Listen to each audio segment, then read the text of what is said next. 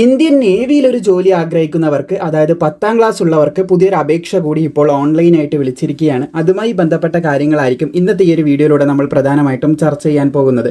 Minimum 10ാം ക്ലാസ്സുള്ള വനിതകൾക്കും പുരുഷന്മാർക്കും അപേക്ഷിക്കാം. അഗ്നിവീർ പോസ്റ്റാണ്. അഗ്നിവീർ അല്ലാത്ത പോസ്റ്റുകളുടെയും അപേക്ഷ സ്റ്റാർട്ട് ചെയ്തിട്ടുണ്ട്. അപ്പോൾ അതിൻ്റെയൊക്കെ ഡീറ്റെയിൽ വീഡിയോ 1 by 1 ആയിട്ട് നമ്മൾ മുൻപ് സൂചിപ്പിച്ചിട്ടുണ്ടായിരുന്നു.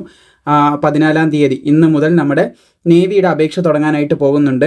ഓരോരു വീഡിയോ കൃത്യമായിട്ട് ഇപ്പോൾ നമ്മൾ ചെയ്യാൻ പോകുന്നത് പോലെ തന്നെ ഓരോന്നിൻ്റെയും നമ്മൾ പ്രോപ്പറായിട്ട് ചെയ്യുന്നതായിരിക്കും. അപ്പോൾ ഇത് 10ാം ക്ലാസ്, മിനിമം 10ാം ക്ലാസ് ഉള്ളവർക്ക് അപേക്ഷിക്കാൻ പറ്റിയിട്ടുള്ള പോസ്റ്റാണ്. അതിൻ്റെ വിശദ വിവരങ്ങൾ വളരെ പെട്ടെന്ന് നമുക്ക് നോക്കാവുന്നതാണ്.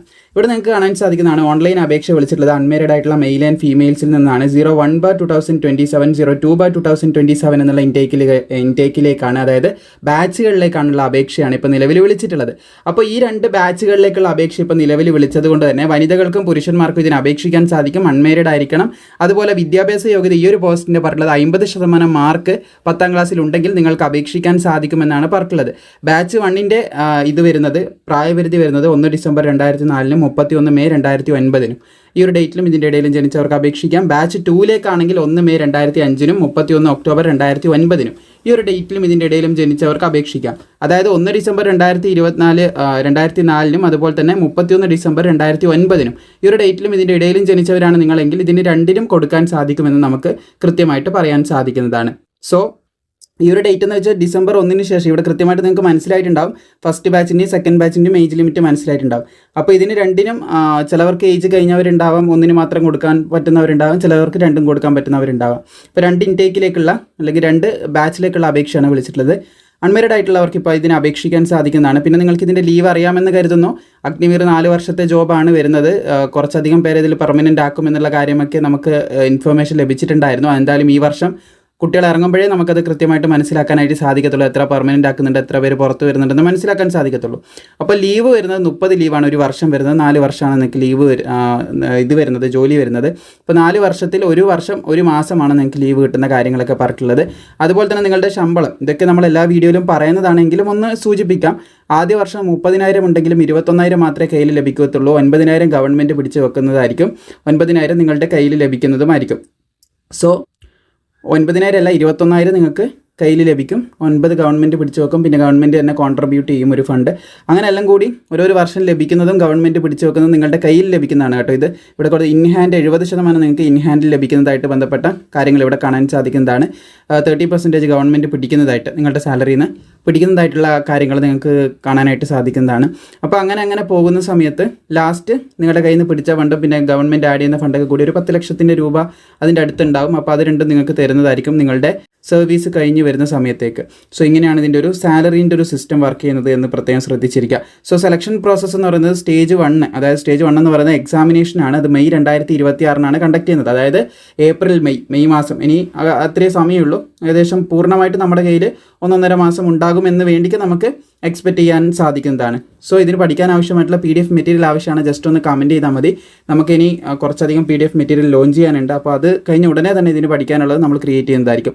സോ എന്തായാലും മെയ് 2026 ഇതിൻ്റെ പരീക്ഷ എന്ന് പറയുന്നത് നമുക്ക് കാണാനായിട്ട് സാധിക്കുന്നതാണ്. ആദ്യം പരീക്ഷയാണ് വരുന്നത്. അപ്പോൾ അതുമായിട്ട് ബന്ധപ്പെട്ട കൂടുതൽ വിവരങ്ങൾ നോക്കുകയാണെങ്കിൽ എപ്പോൾ ഇതിൻ്റെ അപേക്ഷ തുടങ്ങുമെന്ന് നോക്കാം. സോ ഇതിൻ്റെ അപേക്ഷ തുടങ്ങുന്നത് ഇവിടെ നിങ്ങൾക്ക് കാണാൻ സാധിക്കും. ഇന്ന് മുതൽ 14 മാർച്ച് മുതൽ 6 ഏപ്രിൽ 2026 വരെ നിങ്ങൾക്ക് അപേക്ഷിക്കാം. തെറ്റ് വന്നാൽ തിരുത്താനായിട്ട് 10 മുതൽ 11 ഏപ്രിൽ 2026 വരെ സമയം നൽകുന്നുണ്ട്. അപ്പോൾ സ്റ്റേജ് 1 പരീക്ഷ നടക്കുന്നത് മെയ് 2026 നമ്മൾ പറഞ്ഞു. അതുപോലെ അതിൻ്റെ റിസൾട്ട് മെയ് 2026 മെയ് ജൂണിൻ്റെ ഇടയിലായിട്ട് ഇത് പ്രസിദ്ധീകരിക്കുമെന്നും പറഞ്ഞിട്ടുണ്ട്. അതുപോലെ സ്റ്റേജ് 2ലേക്ക് കിടക്കുകയാണെങ്കിൽ 2 ബാച്ചിലേക്കാണല്ലോ വിളിച്ചിട്ടുള്ളത്. അപ്പോൾ ആദ്യത്തെ ബാച്ചിൻ്റെ സ്റ്റേജ് 2 നിങ്ങൾക്ക് കാണാൻ സാധിക്കും. 01/2027 സ്റ്റേജ് 2 നടക്കുന്ന ഇവിടെ നിങ്ങൾക്ക് കാണാൻ സാധിക്കും. ഷോർട്ട് ലിസ്റ്റിംഗ് അതുപോലെ തന്നെ ഇഷ്യൂയിങ് ഓഫ് കോൾ ലെറ്റർ വരുന്നത് സെപ്റ്റംബർ 2026 അപ്പോൾ അതിൻ്റെ സ്റ്റേജ് 2 ഇവിടെ നടക്കുന്നതായിട്ടുള്ള ഡേറ്റ് ഒക്ടോബർ 2026 പറയുന്നുണ്ട്. അതുപോലെ തന്നെ ട്രെയിനിങ് ആയിട്ട് ബന്ധപ്പെട്ട കാര്യങ്ങളൊക്കെ വരുന്നത് ഡിസംബർ 2026 നിങ്ങൾക്ക് അതിൻ്റെ ബാക്കിയുള്ള കാര്യങ്ങൾ ലഭിക്കുന്നതായിരിക്കും എന്ന് പറഞ്ഞിട്ടുണ്ട്. പിന്നെ സ്റ്റേജ് 2ലേക്ക് കിടക്കുകയാണ്. സ്റ്റേജ് 2 എന്ന് പറയുന്നത് സെക്കൻഡ് ബാച്ച് നമ്മൾ നോക്കുന്നത് 02-ൻ്റെതാണ് തന്നെ നമ്മൾ നോക്കാനായിട്ട് പോകുന്നത്. അപ്പോൾ 02-ൻ്റെ വരുന്നത് നിങ്ങൾക്ക് കാണാൻ സാധിക്കും. ഓരോ ഡേറ്റ് ഇവിടെ കൊടുത്തിട്ടുണ്ട്. മെയ് 2027 അതിൻ്റെ ഫൈനൽ റിസൾട്ടൊക്കെ വന്ന് നിങ്ങൾ കോൾ ലെറ്ററൊക്കെ ലഭിച്ച് നിങ്ങൾ അതിന് പോകാനായിട്ട്, അതായത് ഇൻസ്ട്രക്ഷൻ നമ്മുടെ ഇവിടത്തേക്ക് പോകാനായിട്ട് ട്രെയിനിങ് സെൻറ്ററിലേക്ക് പോകുന്ന കാര്യങ്ങളൊക്കെ നടക്കുന്നത് കൃത്യമായി മനസ്സിലായെന്ന് കരുതുന്നു. സ്റ്റേജ് 1 നിങ്ങൾക്ക് കാണാൻ സാധിക്കുന്നതാണ്. ഇന്ത്യൻ നേവി എൻട്രൻസ് ടെസ്റ്റാണ് വരുന്നത്, പരീക്ഷ വരുന്നുണ്ട്. അപ്പോൾ അതിൽ 10ാം ക്ലാസ് ബേസിൽ ഇതിൽ വരുന്നത് 50 ക്വസ്റ്റ്യൻസ് ഉണ്ടാവും. അത് ഒരു മാർക്കാണ് ഒന്നിന് ലഭിക്കുക. അതുപോലെ തന്നെ ഇംഗ്ലീഷിലും ഹിന്ദിയിലും ആയിരിക്കും നമുക്ക് പേപ്പർ ഉണ്ടാവുക. അതിലേത് വേണമെങ്കിലും നമുക്ക് സെലക്ട് ചെയ്യുന്നതാണ് എന്നും കൂടി പ്രത്യേകം ശ്രദ്ധിക്കുക. അപ്പോൾ എന്തൊക്കെയാണ് ഉണ്ടാകുക നോക്കിയാണ് നമുക്കിവിടെ കാണാൻ സാധിക്കും. സയൻസ് ആൻഡ് മാത്സ്, പിന്നെ ജനറൽ അവയർനെസ്, ഇതൊക്കെയാണ് നമുക്ക് ക്വസ്റ്റ്യൻ ആയിട്ട് ഉണ്ടാവുക. അതും 10th ബേസിലെ സിലബസ് കാര്യങ്ങളൊക്കെ ആയിരിക്കും ഉണ്ടാകാൻ ശ്രദ്ധിച്ചിരിക്കുക. 30 മിനിറ്റിൻ്റെ ഒരു പരീക്ഷയാണെന്ന് പറയുന്നത് കാണാൻ സാധിക്കുന്നതാണ്. അങ്ങനെയൊക്കെയാണ് ഇതിൻ്റെ കാര്യങ്ങൾ പറയുന്നത്. പിന്നെ പെനാൽറ്റി ഫോർ റോങ് ആൻസർ ഇവിടെ കൊടുത്തതായിട്ട് നിങ്ങൾക്ക് കാണാൻ സാധിക്കുന്നതാണ്. നെഗറ്റീവ് മാർക്കിംഗ് അതെങ്ങനെയാണ് വരുന്നതെന്ന് കൂടി നമുക്ക് നോക്കാം. 4 എണ്ണം തെറ്റിക്കഴിഞ്ഞാൽ 1 മാർക്ക് വെച്ച് പോകും. അതായത് 1 തെറ്റിക്കഴിഞ്ഞാൽ 0.25 മാർക്ക് ഡിഡക്റ്റ് ആവുന്നുള്ള കാര്യം ഇവിടെ പറയുന്നതായിട്ട് നമുക്ക് കാണാൻ സാധിക്കുന്നതാണ്. സോ ഇതൊക്കെയാണ് പ്രധാനമായിട്ടും പറയാനുള്ളത്. പിന്നെ ഫീസ് 550 രൂപ ഫീസ് ഉണ്ടെന്ന് ശ്രദ്ധിച്ചിരിക്കുക. അപ്പോൾ ഫീസ് അടക്കണം, പ്ലസ് GST കൂടി ഉണ്ടാവുമെന്ന് ശ്രദ്ധിക്കുക. അപ്പോൾ ഫീസ് ഉണ്ട്, അതും കൂടി ഒന്ന് ശ്രദ്ധയിൽ വെക്കേണ്ട കാര്യം തന്നെയാണ്. പിന്നെ സെക്കൻഡ് സ്റ്റേജ്, ആദ്യ സ്റ്റേജ് കഴിഞ്ഞാൽ സെക്കൻഡ് സ്റ്റേജ് എന്ന് പറയുന്നത് നമുക്ക് ഫിസിക്കലാണ് കേട്ടോ വരുന്നത്. അതിവിടെ കൊടുത്തിട്ടുണ്ട്. ഫിസിക്കൽ ഫിറ്റ്നസ് ടെസ്റ്റ്, അതുപോലെ തന്നെ written examination and recruitment medical എന്ന് പറയുന്ന ഫിസിക്കൽ ടെസ്റ്റാണ് മെയിനായിട്ട് വരുന്നത്. അപ്പോൾ ഇതിൻ്റെ ഒരു വിശദാംശം കൂടി നോക്കാം. സ്റ്റേജ് 2 നടക്കുന്ന കാര്യങ്ങളാണ് ഇവിടെ ഹെഡിങ് ആയിട്ട് കൊടുത്തിട്ടുള്ളത്. അപ്പോൾ അതിലെന്തൊക്കെയാണെന്നുള്ളത് 1 by 1 ആയിട്ട് നോക്കാവുന്നതാണ്. ആദ്യം ഫിസിക്കൽ സ്റ്റാൻഡേർഡ് നിങ്ങൾക്ക് കാണാൻ സാധിക്കും. ക്വാളിഫൈ ഫിസിക്കൽ ഫിറ്റ്നസ് ടെസ്റ്റ് ഇതാവേണ്ടതായിട്ടുണ്ട്, സെലക്ട് ആവേണ്ടതായിട്ടുണ്ട്. അവിടെ മെയിൽസിന് 1.6 കിലോമീറ്റർ ഓട്ടം 6 മിനിറ്റ് 30 സെക്കൻഡിനുള്ളിൽ കംപ്ലീറ്റ് ചെയ്യണമെന്ന് പറയുന്നുണ്ട്. ഫീമെയിലിന് 8 മിനിറ്റ് ലഭിക്കുന്നുണ്ട്. അതുപോലെ തന്നെ സ്ക്വാട്സ് 20 തവണ ആൺകുട്ടികളും 15 തവണ പെൺകുട്ടികൾ എടുക്കണം. പുഷപ്പ് 15 തവണ ആൺകുട്ടികളും 10 തവണ പെൺകുട്ടികൾ എടുക്കണം. പെൺകുട്ടികളൊക്കെ ഇതൊക്കെ ഇപ്പോഴേ എടുത്ത് തുടങ്ങിയാൽ കുറച്ചുകൂടെ പെട്ടെന്ന് നിങ്ങൾക്കത് അച്ചീവ് ചെയ്യാനായിട്ട് സാധിക്കുന്നതായിരിക്കും. കാരണം പുഷപ്സിലൊക്കെ കുറച്ച് വീക്കായിട്ടുള്ള, എല്ലാവരും എല്ലാം കുറച്ച് വീക്കായിട്ടുള്ളവരുണ്ടാവാം. അപ്പോൾ അവർക്ക് നല്ലപോലെ ചെയ്ത് കഴിഞ്ഞാൽ ആ ഒരു സമയത്ത് ഫിസിക്കലൊക്കെ നല്ല രീതിയിൽ ക്ലിയർ ചെയ്യാൻ പറ്റും. പിന്നെ ബാക്ക് നീ സിറ്റപ്സ് കാണാൻ സാധിക്കുന്നതാണ്. 15 എണ്ണം ആൺകുട്ടികൾ 10 എണ്ണം പെൺകുട്ടികൾ എന്നുള്ള രീതിയിൽ എടുത്തിരിക്കണമെന്ന് ശ്രദ്ധിച്ചിരിക്കേണ്ടതാണ്. പിന്നെ proficiency in sports, swimming and extra curricular activities disable, അതുണ്ടെങ്കിൽ മുൻഗണന ലഭിക്കും. അതില്ലെങ്കിലും പ്രശ്നമൊന്നുമില്ല കേട്ടോ. ഈ സ്വിമ്മിങ്ങും കാര്യങ്ങളൊക്കെ ഉണ്ടെങ്കിൽ മുൻഗണന ലഭിക്കില്ലേ, പ്രശ്നമൊന്നുമില്ല. പിന്നെ സ്റ്റേജ് 2 റിട്ടേൺ ടെസ്റ്റ് എക്സാം കാണാനായിട്ട് സാധിക്കുന്നതാണ്. ഇത് stage 2 written examination will be conduct only for those candidate qualify PET ഇത് മുകളിൽ നടന്നിട്ടുള്ള ഫിസിക്കൽ ഫിറ്റ്നസ് ടെസ്റ്റ് ഇല്ലേ, അത് പാസ്സായവർക്കാണ് വീണ്ടും ഒരു പരീക്ഷ നടത്തുന്നത്. ഇവിടെ കാണാൻ സാധിക്കുന്നതാണ്.